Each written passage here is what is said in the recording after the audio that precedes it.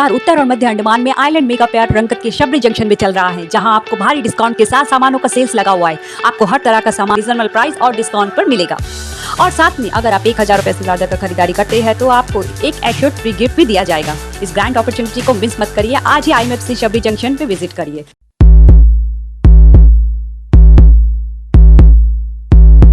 जय हिंद दोस्तों, आज हम अपने रिपोर्ट में क्रोकोडाइल ऑफ अंडमान यानी कि अंडमान के मगरमच्छ के बारे में बताएंगे। आप सभी जानते ही हैं कि हमारा अंडमान और निकोबार द्वीप समूह में 572 द्वीप हैं, जो 1962 किलोमीटर कोस्टलाइन समुद्र से घिरा हुआ है। और इन द्वीप समूह के कई द्वीपों में मगरमच्छ भी रहते हैं, जिनका अक्सर मनुष्य के साथ सामना होता रहता है। अंदाजन साल 1970 से अक्सर इस तरह का टकराव का खबर आते रहे हैं। अंडमान में मुख्यतः क्रोकोडाइलस प्रोसेस पाए जाते हैं, जिन्हें साल्ट वाटर क्रोकोडाइल भी कहा जाता है। शुरुआती में तो अंडमान में उनकी संख्या गिनती में था, लेकिन हाल के 2-3 सालों में उनकी संख्या में तेजी से वृद्धि हुआ। साल 2004 के सुनामी के बाद से ये मगरमच्छ अंडमान के कई क्षेत्रों में फैल गए। उस दौरान देखा गया कि लिटिल अंडमान में सुनामी के बहाव में बहुत बड़े बड़े साल्ट वाटर क्रोकोडाइल रिहायशी इलाकों में आ गए थे। आपको अंदाजा भी नहीं होगा कि साल्ट वाटर क्रोकोडाइल के काटने की ताकत दुनिया में अन्य जानवर से सबसे ज्यादा है। अमेरिका में 17 फीट बड़े साल्ट वाटर क्रोकोडाइल के बाइट फोर्स पावर को टेस्ट किया गया, तो पता चला कि उसके बाइट फोर्स पावर 3700 पाउंड पर स्क्वायर इंच था। दोस्तों, अभी इस वक्त जो है कि हम रंगत बाजार से लगभग 10-15 किलोमीटर दूर एक ऐसे क्षेत्र में जा रहे हैं जहां जो है कि बड़ा सा मैंग्रोव क्रिक्स है, और वहां में माना जाता है कि वो जो है कि क्रोकोडाइल का बहुत बड़ा टेरिटरी है। आपको बता दें कि वहां में जितने भी क्रोकोडाइल्स पाए जाते हैं सब के सब वायलेंट्स है। अभी हाल में बहुत सारे केसेस ऐसे आए थे उस क्षेत्र में जो है कि क्रोकोडाइल्स का अटैक्स हुआ था। ह्यूमंस के ऊपर भी अटैक हुआ था और पशुओं के ऊपर में भी अटैक्स हुआ था।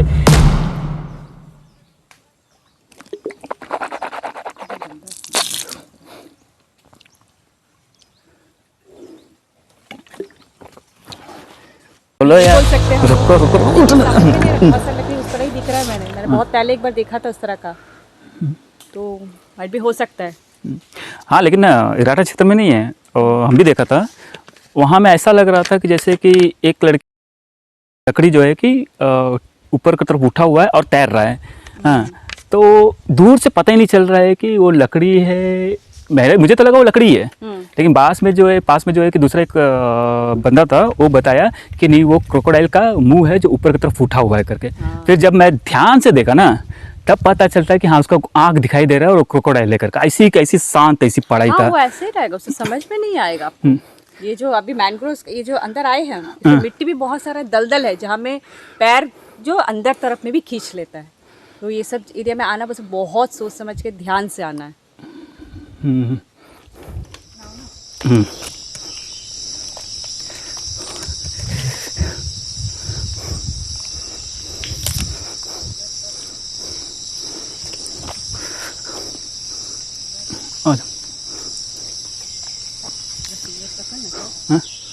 नहीं ना, और ये एक्चुअली क्या है कि दलदली मिट्टी है। अगर हो सकता है कि ये जो एरिया का है कि यहाँ पे बहुत सारे दलदल भी, अगर बाई चांस आगे हम जाते हैं तो उसमें क्या है कि दलदल में हमारा पैर घुसने का चांसेस है, इसलिए हम लोग आगे नहीं बढ़ेंगे।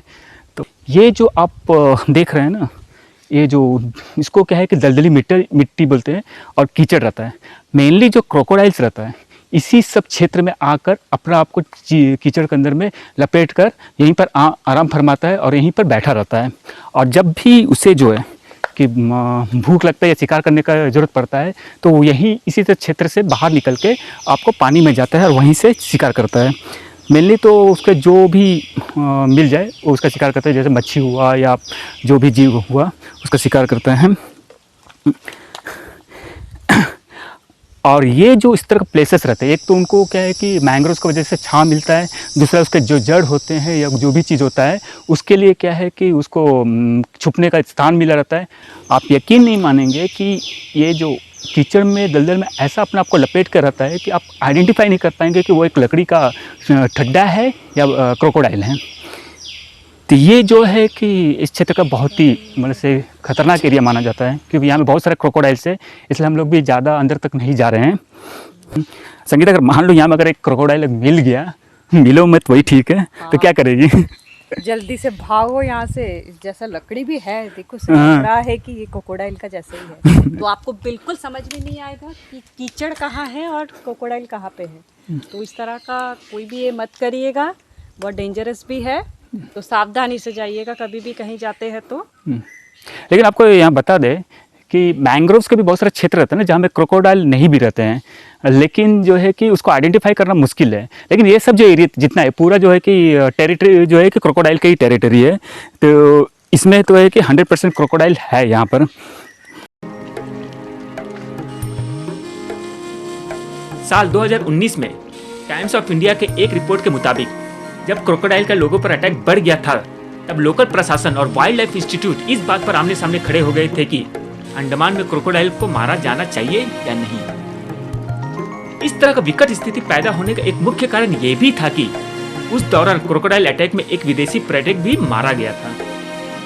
फिर वाइल्ड लाइफ इंस्टीट्यूट ने 6 महीना के शोध के बाद रिपोर्ट रखा कि अंडमान में 2500 स्क्वायर किलोमीटर के क्षेत्र में सिर्फ 200 वयस्क मगरमच्छ ही है। रिपोर्ट में हवाला दिया गया कि पिछले 10 सालों में सिर्फ 20 लोग ही क्रोकोडाइल अटैक में मारे गए हैं।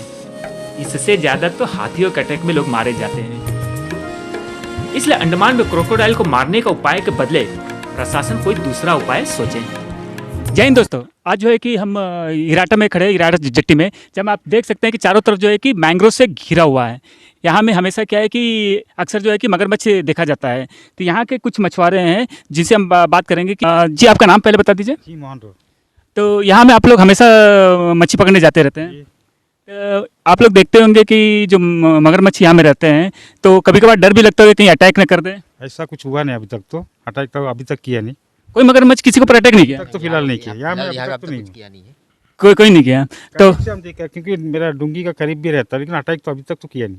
फिर भी डर रहता हम लोग। हाँ, डर तो अपना रहेगा ही। संभाल के चलना पड़ता। मतलब कभी हमला करने भी नहीं आया। हमला करने नहीं किया।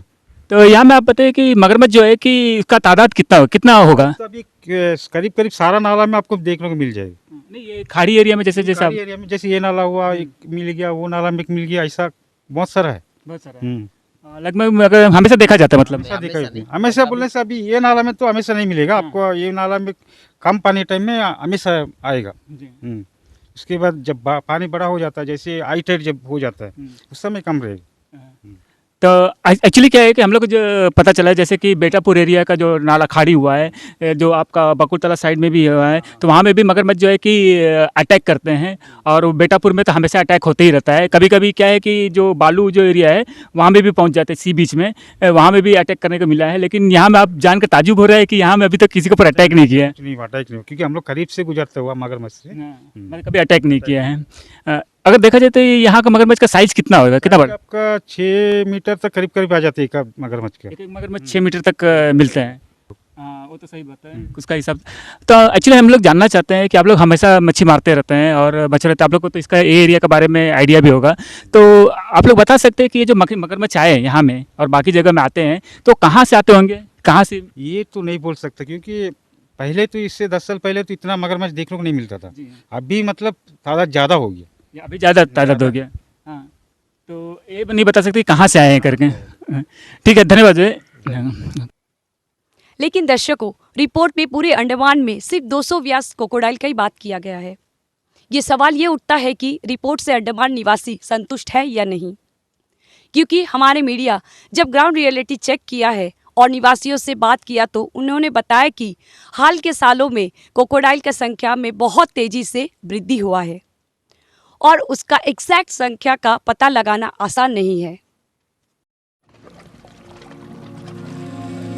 ये तो तय है कि अंडमान का प्रशासन और निवासी दोनों इस सच्चाई से रूबरू है। लेकिन यहाँ इन चुनौतियों को कोई सामना कर रहा है तो वो है अंडमान का forest and wildlife department.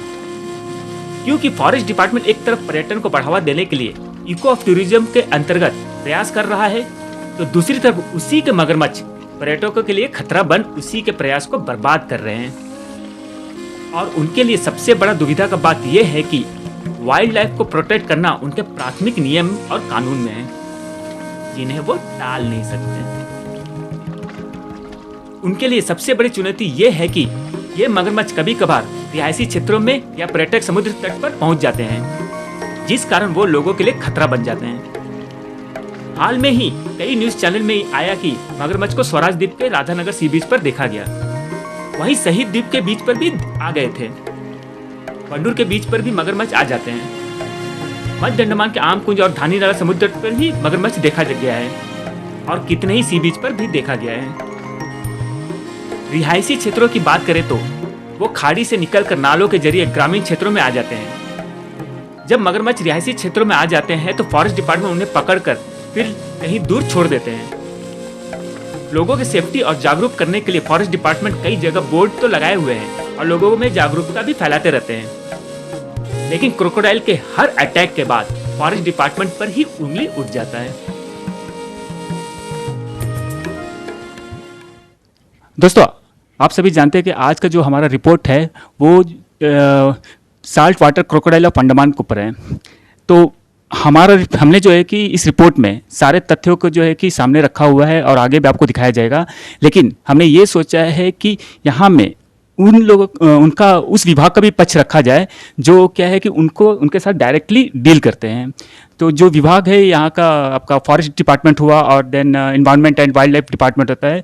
तो आज जो है कि हम मध्य अंडमान के divisional forest officer Shri Abdul Qayoom ji से बात करेंगे। उनसे कुछ कयूम जी, हमारा जो पहला सवाल ये है कि आपका डिपार्टमेंट एक तरफ जो है कि क्रोकोडाइल को प्रोटेक्ट करता है और दूसरी तरफ जो ऐसा होता है कि आपको क्रोकोडाइल को लोगों से दूर रखना पड़ता है और रिहायशी जगहों से दूर रखना पड़ता है। तो हम ये जानना चाहते हैं दोनों चीज़ को आप कैसे हैंडल करते हैं, किस तरह की चुनौतियों का आपको सामना करना पड़ता है इस तरह चीज़ों में?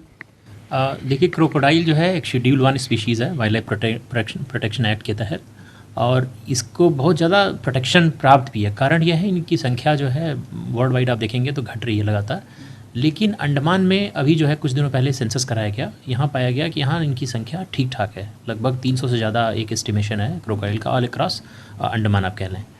तो ये है। अब आपने जो सब प्रश्न पूछा कि लोगों के हैबिटेट में ये आ जाता है, नज़दीक आ जाता है, तो ये बहुत ऑब्वियस ही बात है कि अगर ये एक जगह को एग्जिस्ट करेगा एक ही लोकेशन में, अगर ह्यूमन एंड वाइल्ड लाइफ दोनों पाए जाएंगे तो प्रॉब्लम्स आती हैं। तो इसको हम लोग बहुत इफेक्टिव तरीके से मुझे लगता है हम लोग डील करते हैं। और लास्ट ईयर हमने 6 क्रोकोडाइल को बहुत सेफली हमने रेस्क्यू किया है। तो केजेस वगैरह डालते हैं, बेट लगाते हैं उसमें, और क्रोकोडाइल उसमें फिर ट्रैप हो जाता है। फिर उसको उठा के हमारे पास एक प्रोटेक्शन जोन है, कंजर्वेशन रिजर्व बोलते हैं हम लोग, चिड़िया टापू में, वहाँ हम इनको सेफली रीलोकेट कर देते हैं। कयूम जी, आप लोग जैसे कि केज लगा के क्रोकोडाइल को पकड़ते हैं तो वो फिर उसको साथ क्या करते हैं, एक क्या प्रक्रिया, किस तरह का प्रक्रिया है, आप उसके साथ क्या करते हैं, कहाँ भेजते हैं, थोड़ा उसके बारे में रोशनी। तो इसको मैनेज करने के लिए 2 अलग अलग टीम्स बनाई गई हैं। एक क्विक रिस्पांस टीम है और एक जॉइंट पेट्रोलिंग टीम है, जिसमें फॉरेस्ट डिपार्टमेंट, पुलिस एक अफसर और लोकल विलेजेस से कुछ लोग रहते हैं, कुछ दूसरे भी रैंक के अफसर्स हैं। तो 4-5 लोग एक टीम होती है और ये फ्रिक्वेंटली विजिट करते रहते हैं अलग अलग लोकेशंस।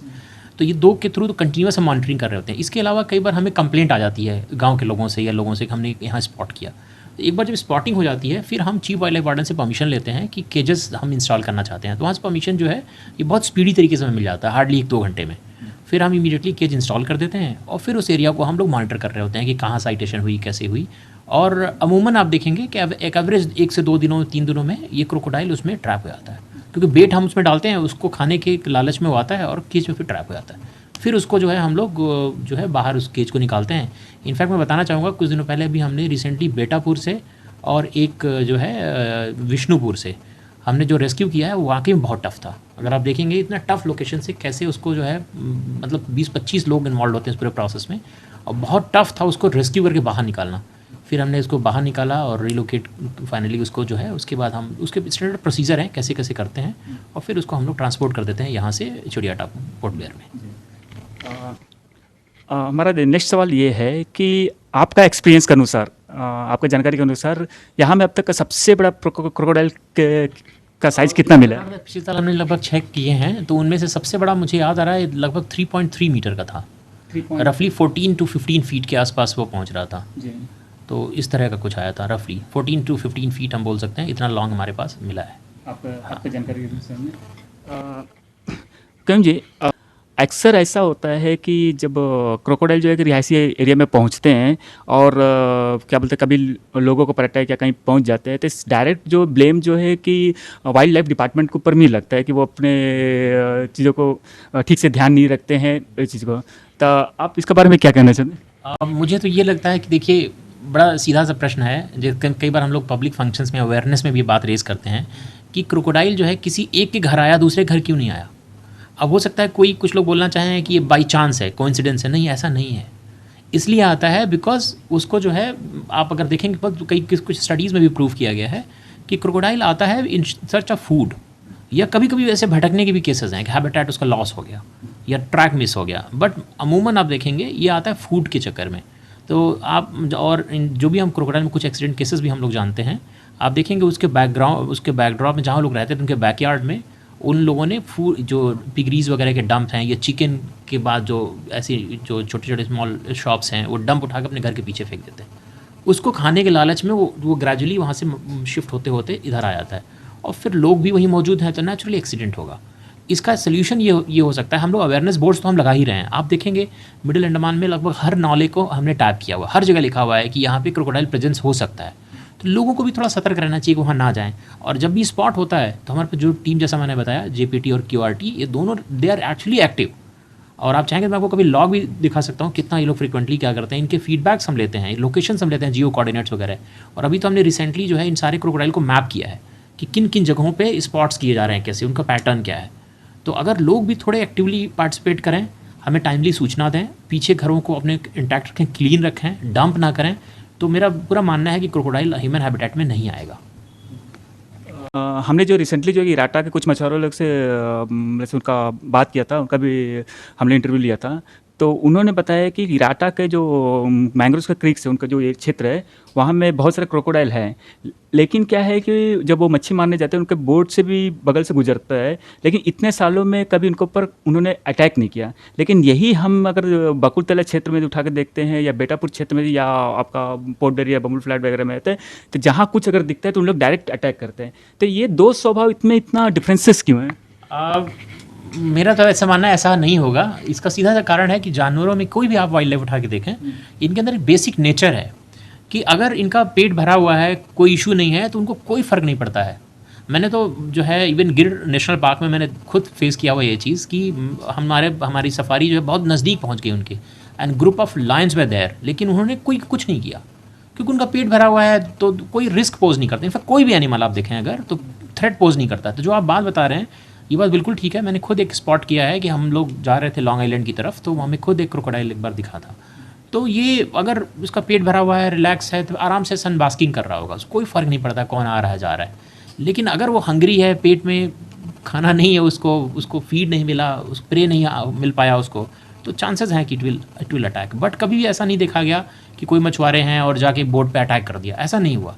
लेकिन जब मैं कर रहा हूँ कि अटैक नहीं होता नहीं है, लेकिन जब आप उसके कोर हैबिटेट में आप घुसेंगे, उसको डिस्टर्ब करेंगे, उसकी लाइफ साइकिल डिस्टर्ब होगी, उसको थ्रेटेंड फील होगा, तो इन रिटेलिएशन या रिवेंज में अटैक करता है।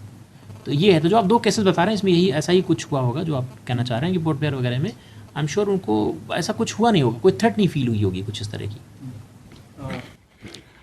आप हमारा तो मीडिया तो है कि बहुत सारे लोग देखते हैं, आप अपने डिपार्टमेंट की तरफ से कोई मैसेज वगैरह आप हमारे मीडिया के थ्रू में देना चाहते हैं तो?